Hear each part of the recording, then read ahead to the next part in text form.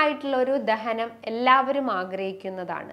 പലരും ഇന്ന് gas ട്രബിളിൻ്റെ ഇഷ്യൂസുമായിട്ട് face ചെയ്യുന്നത് ഞാൻ കണ്ടിട്ടുണ്ട്. അപ്പോൾ ഇന്നത്തെ വീഡിയോയിലൂടെ നമ്മുടെ ദഹന വ്യവസ്ഥ നമുക്ക് എങ്ങനെ ബൂസ്റ്റപ്പ് ചെയ്തെടുക്കാമെന്ന് ഡിസ്കസ് ചെയ്യാം. ഹായ്, ഞാൻ doctor Juhi Das, QNB health കെയറിലെ ഹോമിയോപ്പതിക് ഫിസിഷ്യനാണ്.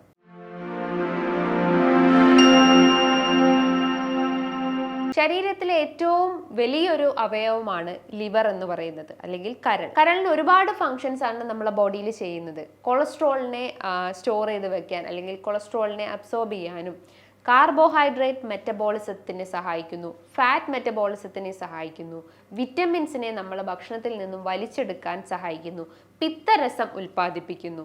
പിത്തരസം എന്ന് പറയുമ്പം അതൊരു ഡൈജസ്റ്റീവ് ജ്യൂസസ് ആണ്, അതായത് നമ്മുടെ ദഹനത്തിനെ സഹായിക്കുന്ന ഒരു ഡൈജസ്റ്റീവ് ജ്യൂസസ് ആണ്. അത് ലിവറിൽ നിന്നും ഉൽപ്പാദിപ്പിക്കുകയും പിത്താശയ സഞ്ചിയിൽ സ്റ്റോർ ചെയ്ത് വെക്കുകയും ചെയ്യുന്നു. അത് നമുക്ക് ദഹനത്തിന് വേണ്ടിയിട്ട് അത് കൃത്യമായിട്ട് ഉൽപ്പാദിപ്പിക്കുകയും ചെയ്യുന്നു. എന്നാൽ ശരീരത്തിൽ ഈ ഒരു പിത്തരസം കുറഞ്ഞു കഴിഞ്ഞാൽ പല രീതിയിലുള്ള ഗ്യാസ് സംബന്ധമായിട്ടുള്ള ബുദ്ധിമുട്ടുകൾ കാണിക്കാം, അല്ലെങ്കിൽ ഗ്യാസ് ട്രബിൾ സംബന്ധമായിട്ടുള്ള ബുദ്ധിമുട്ടുകൾ കാണിക്കാം. ഫുഡ് കഴിച്ചാൽ ഉടനെ തന്നെ നമുക്ക് ബ്ലോട്ടിംഗ്, വയറ് വീർത്ത് വരുന്ന പ്രശ്നങ്ങൾ ഉണ്ടാവുന്നു, കീഴ്വായുടെ പ്രശ്നങ്ങൾ ഉണ്ടാവുന്നു, എമ്പക്കം അല്ലെങ്കിൽ പുളിച്ച് തികട്ടി വരിക, വയറുവേദനയായിട്ട് അനുഭവപ്പെടുക, ഓക്കാനം, ഛർദി, മലബന്ധത്തിൻ്റെ പ്രശ്നങ്ങൾ ഉണ്ടാവുന്നു, മലം കട്ടിയായിട്ട് പോകുന്നൊരവസ്ഥ വരുന്നു. ചില കേസസ് നോക്കുവാണെങ്കിൽ, അവരുടെ മലം നോക്കുവാണെങ്കിൽ വളരെ തിക്കായിട്ടും അതേപോലെ തന്നെ വെള്ളത്തിൽ ജസ്റ്റ് ഒന്ന് ഫ്ലോട്ട് ചെയ്ത് കിടക്കുന്ന പോലെയൊക്കെ രീതിയിലുള്ള മലം അപ്പിയർ ചെയ്തെന്ന് കാണാം. അതൊക്കെയാണ് ശരീരത്തിൽ പിത്തരസം കുറഞ്ഞു കഴിഞ്ഞാൽ നമ്മുടെ ബോഡി കാണിക്കുന്നത്. അതോടൊപ്പം തന്നെ നമുക്ക് വിശപ്പിൻ്റെ ആ ഒരു കാഠിന്യം കുറയുന്നു, അല്ലെങ്കിൽ ഫുഡ് കഴിക്കാനുള്ള ഒരു ഇൻട്രസ്റ്റ് നമുക്ക് റിഡ്യൂസ് ആവുന്നു, വെയിറ്റ് കുറഞ്ഞു വരുന്ന ഒരവസ്ഥ വരുന്നു, മെൻ്റലിയും ഫിസിക്കലിയും നമുക്ക് വീക്ക്നെസ് അനുഭവപ്പെടുന്നു. ഇത്തരം ലക്ഷണങ്ങളാണ് ശരീരത്തിൽ പിത്തരസം കുറഞ്ഞാൽ കാണിക്കുന്നത്.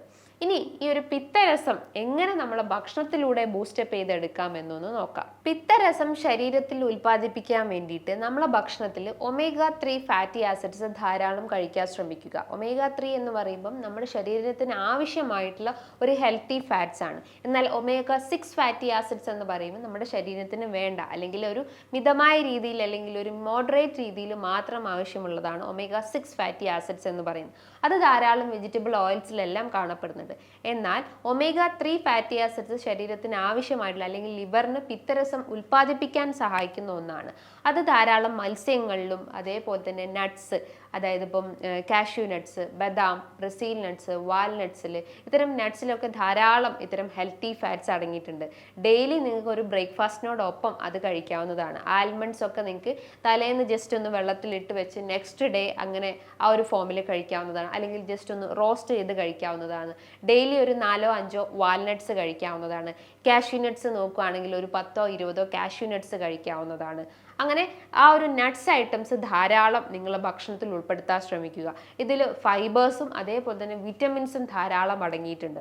ചെറിയ മത്സ്യങ്ങളിലും ഇത്തരം ഹെൽത്തി ഫാറ്റ്സ് അടങ്ങിയിട്ടുണ്ട്. അയല, മത്തി, നെത്തോലി, ഇത്തരം ചെറിയ ചെറിയ മത്സ്യങ്ങളിലും ഹെൽത്തി ഫാറ്റ്സ് അടങ്ങിയിട്ടുണ്ട്. അതേപോലെ തന്നെ നമ്മൾ യൂസ് ചെയ്യുന്ന ഒലിവ് ഓയിൽസിലും കോക്കനട്ട് ഓയിൽസിലും എല്ലാം ഇത്തരം ഹെൽത്തി ഫാറ്റ്സ് അല്ലെങ്കിൽ omega-3 ഫാറ്റി ആസിഡ്സ് അടങ്ങിയിട്ടുണ്ട്. നിങ്ങൾക്ക് സാലഡ്സ് കഴിക്കാവുന്നതാണ്, അല്ലെങ്കിൽ ഫ്രൂട്ട് സാലഡ്സോ വെജ് സാലഡ്സോ കഴിക്കാവുന്നതാണ്.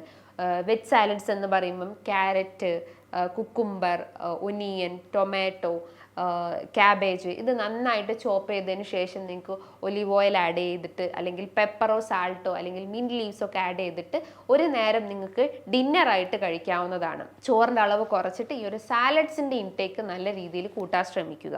ഇനി മറ്റൊരു ഇൻഗ്രീഡിയൻസ്, അല്ലെങ്കിൽ നമ്മുടെ ശരീരത്തിന് പിത്തരസം ഉൽപ്പാദിപ്പിക്കുന്ന ഒരു ഇൻഗ്രീഡിയൻസ് എന്ന് പറയുന്നത് വിറ്റമിൻ സി അടങ്ങിയിട്ടുള്ള ഭക്ഷണങ്ങൾ. വിറ്റമിൻ സി എന്ന് പറയുമ്പോൾ എല്ലാവരും ഓട്ടോമാറ്റിക്കലി നമ്മളെ മൈൻഡിൽ വരുന്നതാണ് സിട്രസ് ഫ്രൂട്ട്സ്. സിട്രസ് ഫ്രൂട്ട്സ് തന്നെയാണ് പ്രധാനപ്പെട്ടത്. അതായത് ഓറഞ്ച്, മൊസംബി, ഗൗവ, അതേപോലെ തന്നെ പേരക്ക, ഇതൊക്കെ ധാരാളം നിങ്ങളുടെ ഭക്ഷണത്തിൽ ഉൾപ്പെടുത്താൻ ശ്രമിക്കുക. അതായത് ആംല ഡെയിലി കഴിക്കാവുന്നതാണ്.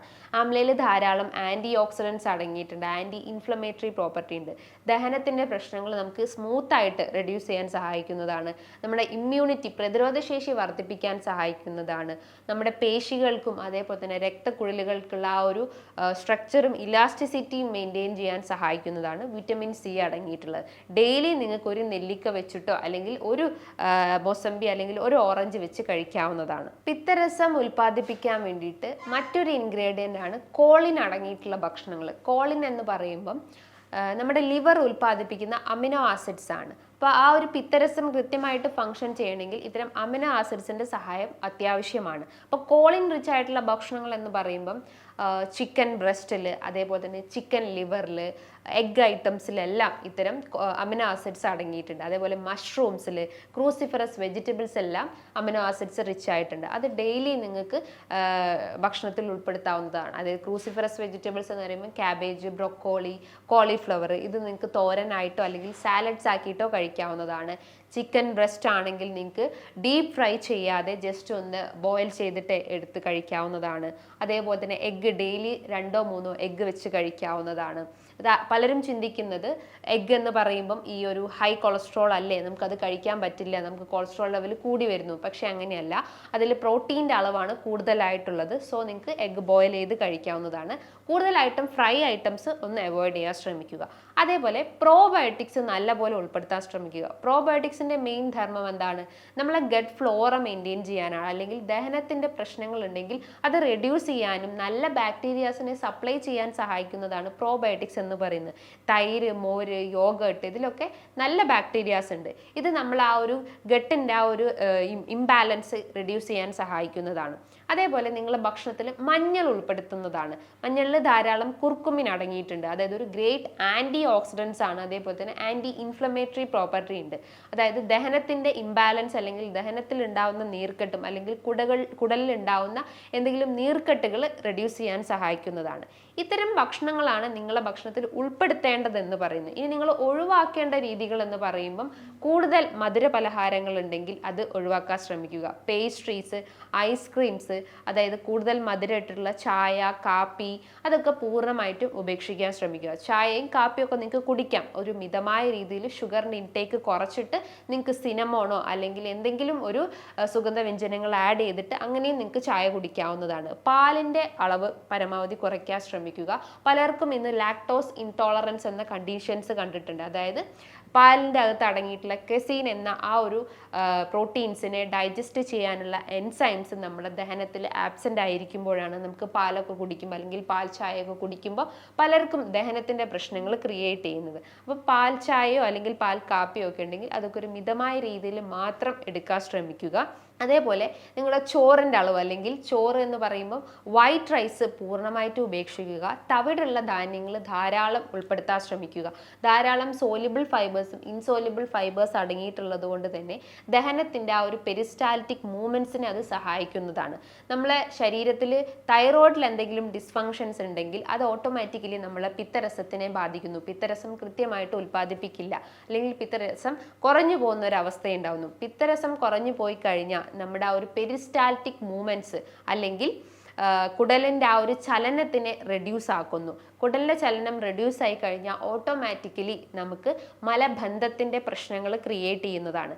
പിത്തരസം ശരീരത്തിൽ കുറഞ്ഞു കഴിഞ്ഞാൽ ആ ഒരു പേഷ്യൻറ്റിൻ്റെ മലം നോക്കിക്കഴിഞ്ഞാൽ ജസ്റ്റ് ഒന്ന് അപ്പിയർ ചെയ്ത് കഴിഞ്ഞാൽ ഭയങ്കര തിക്കായിട്ടിരിക്കുന്നു, അല്ലെങ്കിൽ ഒരു ഫാറ്റി അപ്പിയറൻസ് ആയിരിക്കാം, ജസ്റ്റ് ഒന്ന് വെള്ളത്തിൽ ഫ്ലോട്ട് ചെയ്ത് കിടക്കുന്നതായിരിക്കാം, ഭയങ്കര ഒഫെൻസീവ് അല്ലെങ്കിൽ സ്മെല്ലുള്ളതൊക്കെ ആയിരിക്കാം. അതാണ് മെയിൻ അപ്പിയറൻസ് എന്ന് പറയുന്നത്. അമിതമായിട്ട് മദ്യപിക്കുന്ന ആളുകളോ അല്ലെങ്കിൽ പുകവലിക്കുന്ന ആളുകളോ ഒക്കെ ആണെങ്കിൽ ആ ദുശീലം ആദ്യം നിങ്ങളുടെ ലൈഫിൽ നിന്ന് അവോയ്ഡ് ചെയ്യാൻ ശ്രമിക്കുക. അതായത് ഫാറ്റി ലിവറിൻ്റെ ഒരു 10% കോസസ് ആൽക്കഹോളിക് കോസസും അതേപോലെ തന്നെ സ്മോക്കിംഗ് കോസസുമാണ്. അപ്പോൾ അത്തരം ദുശീലങ്ങൾ ആദ്യം നിങ്ങളുടെ ലൈഫിൽ നിന്ന് കട്ട് ചെയ്യാൻ ശ്രമിക്കുക.